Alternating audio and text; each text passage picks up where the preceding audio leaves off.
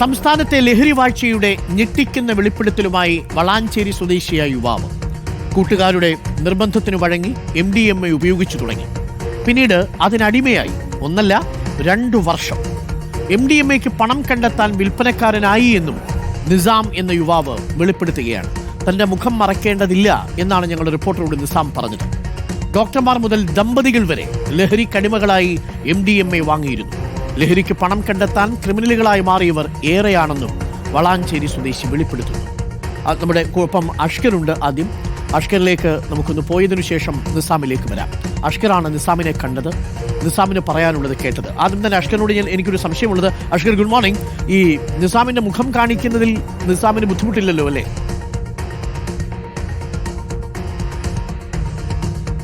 Arun, good morning. മുഖം കാണിക്കുന്നതിൽ ബുദ്ധിമുട്ടില്ല എന്ന് മാത്രമല്ല, തൻ്റെ ജീവിതത്തിലൂടെ മറ്റുള്ളവർക്ക് ഇനിയായ ഒരു അവസ്ഥ ഉണ്ടാവരുത് എന്നുള്ളതാണ് നിസാം ആഗ്രഹിക്കുന്നത്. അതുകൊണ്ടാണ് ഈ കാര്യങ്ങളൊക്കെ തുറന്നു പറയാൻ നിസാം തയ്യാറായതും അതുകൊണ്ടാണ് മുഖം മറക്കാതെ തന്നെ ഈ കാര്യങ്ങൾ നിസാം ഇപ്പോൾ എല്ലാവരോടും വിളിച്ചു പറയാൻ തയ്യാറായത്. പ്രത്യേകിച്ച് റിപ്പോർട്ടറിനോട് ഈ കാര്യങ്ങളൊക്കെ വെളിപ്പെടുത്തിയതും അതിൻ്റെ കൂടി അടിസ്ഥാനത്തിലാണ്. തൻ്റെ ജീവിതത്തെ മാതൃകയാക്കി ഇതിന് അടിമപ്പെട്ട ആളുകളുണ്ടെങ്കിൽ അവർ കൂടെ അതിൽ നിന്ന് മോചിതരാകണം.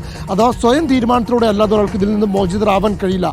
ഇതിൽ MDMA പോലെയുള്ള സിന്തറ്റിക് ലഹരികൾ അടിമകളാവുന്നവരൊക്കെ അവസാനം മരണത്തിൽ ജീവിതം അവസാനിപ്പിക്കുന്ന അവസ്ഥയിലേക്കാണ് കാര്യങ്ങൾ പോകുന്നത്. അതുകൊണ്ട് അത് മാറ്റമുണ്ടാവാൻ സാധിക്കും. ഇല്ലെങ്കിൽ ഇതിൽ നിന്നും ആരും രക്ഷപ്പെടാൻ കഴിയില്ല എന്നുള്ള മനോനില മാറ്റി രക്ഷപ്പെടാൻ സാധിക്കുമെന്നുള്ളൊരു ചിന്ത അത് നൽകുക എന്നുള്ള ഉദ്ദേശത്തോടെയാണ് മുഖം മറക്കാതെ തന്നെ വളാഞ്ചേരി സ്വദേശിയായിട്ടുള്ള നിസാം ഈ കാര്യങ്ങളൊക്കെ റിപ്പോർട്ടറോട് വെളിപ്പെടുത്താൻ തയ്യാറായിരിക്കുന്നത്. 2 വർഷത്തോളം ഇതിന് അടിമയായി ഒടുവിൽ അതിൽ നിന്ന് മോചിതനായ വ്യക്തി കൂടിയാണ് നിസാം.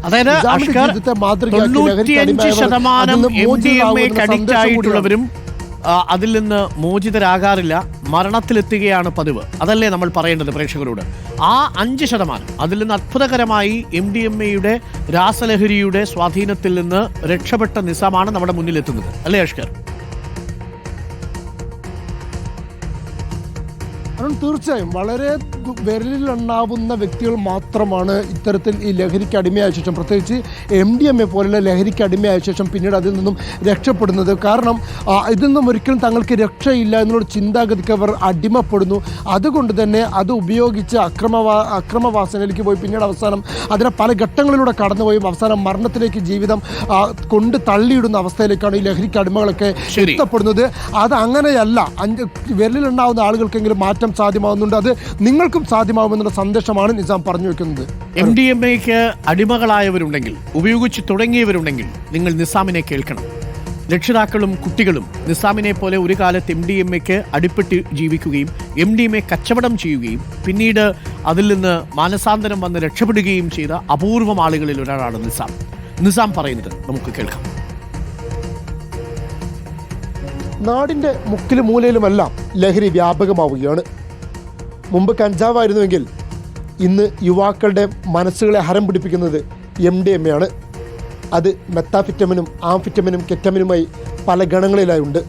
LSDയും LSAയും ബ്രൗൺ ഷുഗറും എല്ലാം അതിൻ്റെ പല ഭാഗങ്ങളിലൊന്നു മാത്രം. നേരത്തെ ഉണ്ടായതുപോലെയല്ല. ഇതിന് അടിമപ്പെടുന്നവർ പിന്നീട് അതിൽ നിന്ന് മോചിതരാകുന്നില്ല എന്നുള്ളതാണ് സമൂഹത്തിനെ ബാധിച്ച ഏറ്റവും വലിയ ദൂഷ്യ വിപത്ത്. അപൂർവമായിട്ടുള്ള ആളുകൾ മാത്രമാണ് MDMA പോലെയുള്ള സിന്തറ്റിക് ലഹരികൾക്ക് അടിമയായതിനു ശേഷം പിന്നീട് അതിൽ നിന്നും മോചനം നേടാൻ സാധിക്കുന്നത്. അതിന് പ്രധാനപ്പെട്ട കാര്യം തിരിച്ചറിവ് അവർക്ക് ഉണ്ടാവുന്നു എന്നുള്ളതാണ്.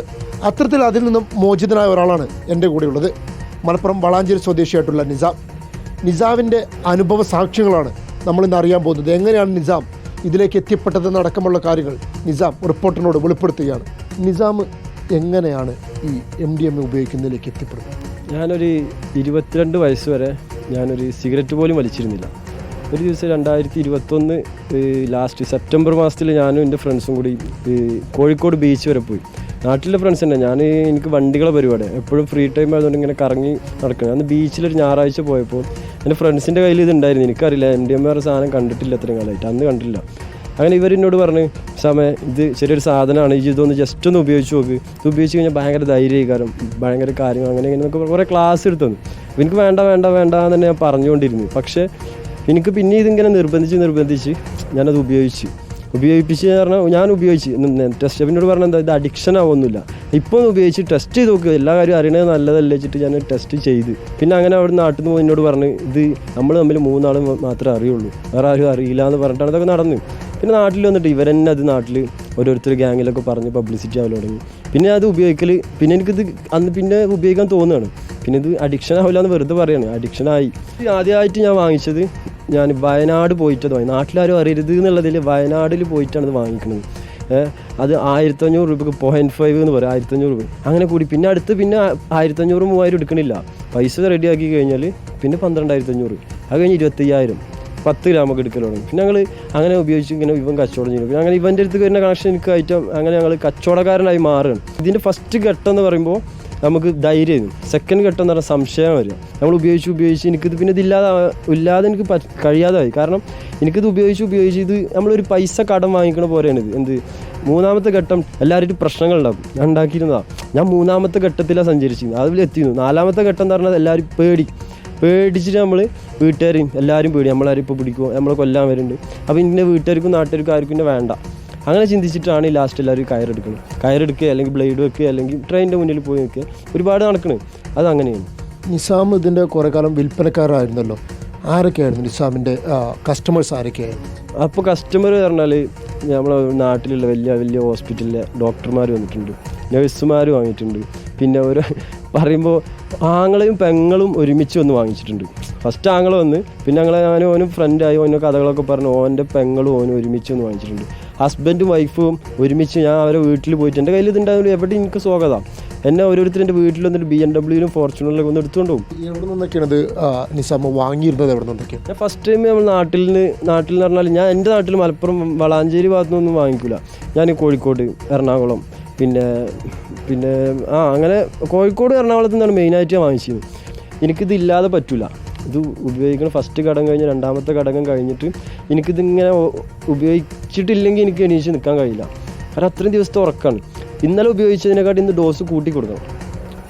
ഇന്നലെ ഉപയോഗിച്ച സാധനത്തെക്കാട്ടി ഡോസ് കൂട്ടി കൊടുത്താലേ എനിക്കൊന്ന് എണീച്ച് ഇങ്ങനെ നിൽക്കാൻ കഴിയുള്ളൂ, അല്ലെങ്കിൽ എനിക്ക് പറ്റില്ല. കാരണം അങ്ങനെയാണ്. അത്രയും ദിവസത്തെ ബാലൻസ് ഉറക്കങ്ങൾ ബാക്കി ഒരുപാട് ഉറക്കങ്ങളുണ്ടായിരുന്നു.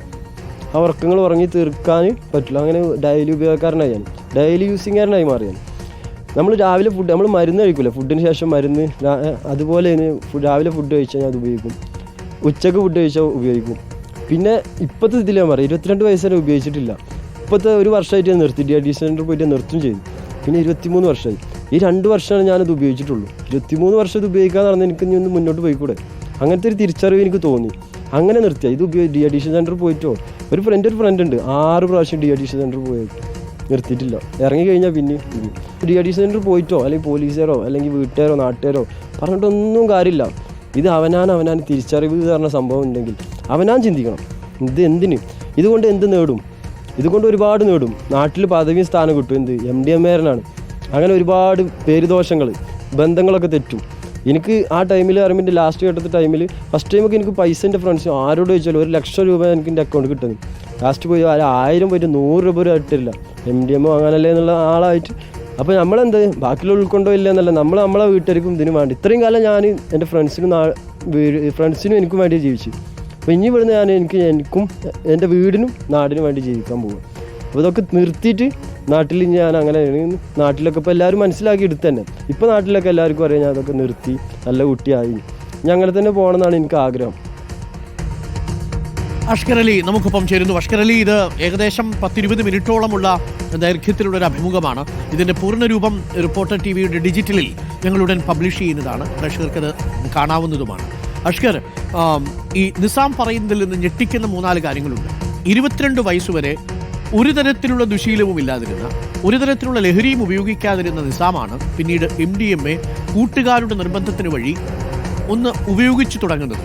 എല്ലാം അറിഞ്ഞിരിക്കേണ്ടേ എന്ന ഉപദേശത്തിന്റെ അടിസ്ഥാനത്തിലാണ് 0.5 വയനാട്ടിൽ പോയി വാങ്ങുന്നത് 1500 രൂപയ്ക്ക്. പിന്നീട് അങ്ങോട്ട് ഒഴിവാക്കാനാവാത്ത സ്ഥിതിയായി എന്ന് പറയുമ്പോൾ എല്ലാവരും തുടങ്ങുന്നത് ഇങ്ങനെയാണ്, പിന്നീട് അതിൽ നിന്ന് രക്ഷപ്പെടാൻ കഴിയുന്നില്ല എന്ന വലിയൊരു മെസ്സേജ് ഉണ്ട്. 2, ഡോക്ടർമാരും ദമ്പതികളും അടക്കമുള്ളവർ, പെൺകുട്ടികളടക്കമുള്ളവർ ഇത് വാങ്ങുകയും ഇടനിലക്കാരായി പ്രവർത്തിക്കുകയും ചെയ്യുന്നുണ്ട്. അപ്പോൾ പ്രായഭേദമന്യേ സമൂഹത്തിലെ വ്യത്യസ്ത മേഖലകളിൽ പണിയെടുക്കുന്ന ആളുകളടക്കം വ്യാപകമായി ഇത് ഉപയോഗിക്കുന്നുണ്ട് തുടങ്ങിയ കാര്യങ്ങളാണല്ലോ നിസാം പറയുന്നത്. നിസാം പറയുന്നതിൽ നിന്ന് നമ്മൾ മനസ്സിലാക്കേണ്ടത് എന്തൊക്കെയാണ് അഷ്കർ അലി?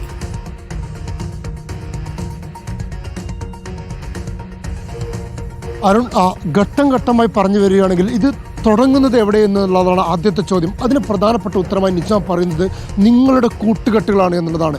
അന്ന് വരെ ഒരു സിഗരറ്റ് പോലും വലിക്കാത്ത നിസാമിനെ ആദ്യമായി MDMA ഉപയോഗിക്കാൻ നിർബന്ധിപ്പിക്കുന്നതും പ്രേരിപ്പിക്കുന്നതും നിസാമിൻ്റെ തന്നെ സുഹൃത്തുക്കളാണ്. അവരുടെ നിർബന്ധത്തിന് വഴങ്ങി ആദ്യമൊക്കെ എതിർപ്പ് അറിയിച്ചെങ്കിൽ പോലും ഒരു ഘട്ടത്തിൽ കോഴിക്കോട് ബീച്ചിൽ വെച്ചാണ് ഇത്തരത്തിൽ സുഹൃത്തുക്കളുടെ നിർബന്ധത്തിന് വഴങ്ങി ആദ്യമായി ഈ MDMA എന്ന് പറയുന്ന ഈ രാസലഹരി നിസാം ഉപയോഗിക്കുന്നത്. പക്ഷേ ഇതിൽ ഏറ്റവും വലിയ ഒരു അപകടമെന്ന് പറയുന്നത് ഒരു തവണ ഉപയോഗിക്കുന്നതോട് തന്നെ പിന്നീട് അത് ഉപയോഗിക്കാനുള്ള താല്പര്യം അത് ഉപയോഗിക്കുന്നതിൽ ഉണ്ടാകുന്നു. സ്വാഭാവികമായും അവർ അതിൻ്റെ അടിമകളായി മാറുന്നു എന്നുള്ളതാണ്. അങ്ങനെ ഒരു അടിമയായി 2 വർഷത്തോളം MDMAയ്ക്ക് അടിമയായി ജീവിച്ച വ്യക്തിയാണ് നിസാം. അതുകൊണ്ട് നിസാം പറയുന്ന ആദ്യത്തെ കാര്യം കൂട്ടുകെട്ടുകളിൽ നിന്നുള്ള ഒരു നിമിഷത്തെ അവരുടെ പ്രേരണയ്ക്ക് വഴങ്ങി നിർബന്ധത്തിന് വഴങ്ങി നിങ്ങൾ ഒരു തവണ പോലും ഇതിന് ഉപയോഗിക്കാൻ ശ്രമിക്കരുത്. അങ്ങനെ ഉപയോഗിച്ചാൽ നിങ്ങൾ എത്തിപ്പെടുന്നത് വലിയ ചതിക്കുഴിലാണ് എന്നുള്ളതാണ്. രണ്ടാമത്തേത് ഉപയോഗിക്കുന്നവർ കടന്നു പോകുന്ന പല ഘട്ടങ്ങളിലൂടെയാണ്. ഒന്നാമത്തെ ഘട്ടം ഇതിന് 4 ഘട്ടങ്ങളായി തന്നെ നിസാം തന്നെ വേർതിരിച്ച് പറയുന്നുണ്ട്. ആദ്യത്തെ ഘട്ടം എന്ന് പറയുന്നത് ഇത് ഉപയോഗിക്കുന്നവർക്കൊരു അസാമാന്യ ധൈര്യം അവർ അനുഭവിക്കുന്നുണ്ട് എന്നുള്ളതാണ്. ആദ്യ ഘട്ടത്തിൽ വല്ലാതെ ധൈര്യം അനുഭവിക്കുന്നതോടെ തന്നെ തുടർച്ചയായി ഇവർ അത് വലിയ തോതിൽ ഉപയോഗിക്കുകയും ചെയ്യുന്നുണ്ട്. ഈ ധൈര്യത്തിന് ശേഷം പിന്നീട് രണ്ടാമത് ഇവർ പോകുന്ന ഘട്ടം എന്ന് പറയുന്നത് ഇവർ സംശയ രോഗത്തിന് അടിമകളാവുന്നു എന്നുള്ളതാണ്. വലിയ തോതിൽ കുടുംബങ്ങളെ ബാധിക്കുന്ന അവരുടെ ജീവിത സാഹചര്യങ്ങൾ തന്നെ തകർക്കുന്ന സ്വന്തം സുഹൃത്തുക്കളെയും സ്വന്തം രക്ഷിതാക്കളെയും സ്വന്തം ഭാര്യയെയും മക്കളെയും വരെ സംശയിക്കുന്ന ഒരു വലിയ സംശയ രോഗത്തിന് ഇവർ അടിമകളാവുന്നു എന്നുള്ള ആ സംശയ രോഗത്തിന് അടിമകളാകുന്നതോടെ തന്നെ ഇവരുടെ ചുറ്റുപാടുമായുള്ള ഇവരുടെ ബന്ധങ്ങളെ കുടുംബങ്ങളെയൊക്കെ തന്നെ അത് ശിഥിലമാക്കുന്നു. മൂന്നാമത്തെ ഘട്ടം എന്ന് പറയുന്നത് ഈ ആദ്യ ഘട്ടത്തിൽ ഇവരുടെ ധൈര്യവും രണ്ടാമത്തെ സംശയങ്ങളും കഴിഞ്ഞ ശേഷം മൂന്നാമത് ഇവർ ഘട്ടത്തിലേക്ക് എത്തുന്നത് ഇവർ വലിയ പ്രശ്നക്കാരായി മാറുന്നു എന്നുള്ള. ഈ പ്രശ്നക്കാർ എന്ന് പറയുമ്പോൾ ഒരു നിസ്സാരമായിട്ടുള്ള പ്രശ്നക്കാരല്ല, ഒരു സാമൂഹ്യ വിപത്തായി തന്നെ അവർ മാറുന്നു എന്നുള്ളത്. അത്തരമൊരു അക്രമവാസനയിലേക്ക് അവർ പോകുന്നു എന്നുള്ളതാണ്. അവർക്ക് കണ്ണിൽ കണ്ടതെല്ലാം തല്ലി പൊട്ടിക്കാൻ തോന്നുന്ന ചിന്തകളിലേക്ക് അവരെ തള്ളിയിടുന്നു. നിസാം അടക്കം പറഞ്ഞ പലപ്പോഴും താൻ തന്നെ അക്രമാസക്തരാകുന്നുണ്ട്. തൻ്റെ സുഹൃത്തുക്കളടക്കം പലരും വീടുകളിൽ പോയാൽ അവരുടെ വീടുകളുടെ റൂമുകൾക്ക് ജനലുകളില്ല, അവരുടെ അലമാരകൾക്ക് കണ്ണാടികളില്ല. അതെല്ലാം തന്നെ പല ഘട്ടങ്ങളിൽ ഇവർ തകർത്ത് കളയുന്നു. അത്തരത്തിലുള്ള ഒരു അപകടകരമായ ഒരു അവസ്ഥയിലേക്ക് അക്രമവാസനയിലേക്ക് ഇവരെത്തുന്നു. നാലാമത്തെ ഘട്ടം എന്ന് പറഞ്ഞ് ഇതിനടിമയായി ഇത് ഉപയോഗിച്ച് ഇവരുടെ ശാരീരികമായിട്ടുള്ള ഇവരുടെ ആരോഗ്യം നഷ്ടപ്പെടുന്ന ഒരു അവസ്ഥയിലേക്ക് എത്തി അവരെ ഒരു ഭയം പിടികൂടുന്ന അവസ്ഥയാണ്. ഈ ഭയത്തിലൂടെ പിന്നീട് ഇവർ പലപ്പോഴും പല തോന്നലുകൾക്ക് വിധേയമാകുന്നു. അങ്ങനെ ആരൊക്കെ തന്നെ പിടിക്കാൻ വരുന്നുള്ളൂ അല്ലെങ്കിൽ തൻ്റെ സുഹൃത്തുക്കൾ പോലും തന്നെ ഒറ്റാൻ ശ്രമിക്കുന്നു എന്നുള്ള അത്രയും ഭീതിജനകമായ ഒരു അവസ്ഥയിലൂടെ കടന്നുപോയി അവസാനം ഇവർ അഭയം തേടുന്നത് മരണത്തിലേക്കാണ് എന്നുള്ളതാണ്.